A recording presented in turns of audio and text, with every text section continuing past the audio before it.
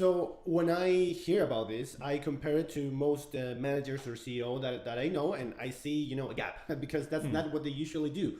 What else have you seen that leaders here in Chile generally do that do not make much sense to you?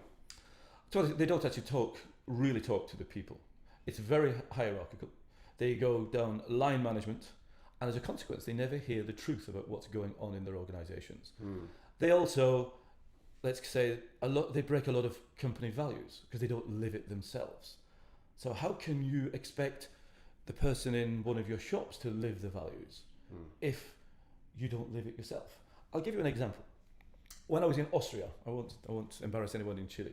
When I was in Austria, I arrived into Austria, and the HR director, I found out that his secretary, because it's Germanic, they had secretaries. We stopped that, but his secretary was his wife.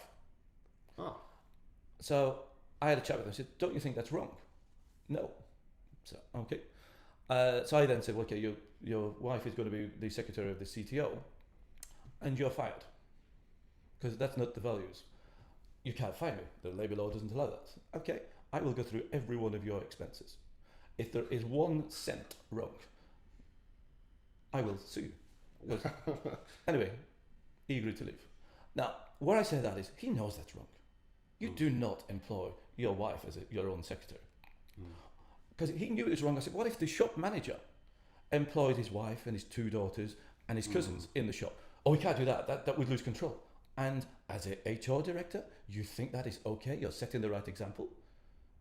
And then he went up, "But it's not breaking the law. There is a difference between living the values and breaking the law." And I think too many leaders, political leaders and business leaders, they hide behind the law as opposed to being morally, ethically correct. I like to believe I'm morally, ethically correct in every decision I make. Maybe not always, but I'm pretty certain I am. I like to look at myself in the mirror in the morning and think, I made some tough decisions today. They were correct. Now, then the secondary, was it legal?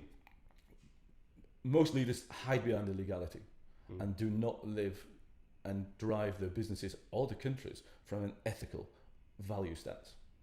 So that's where I think a lot of leadership goes wrong. And therefore then the people in the lower parts of the organization have no respect and have no faith in the leadership. And that's why companies don't change, because the leadership is morally corrupt in a lot of cases.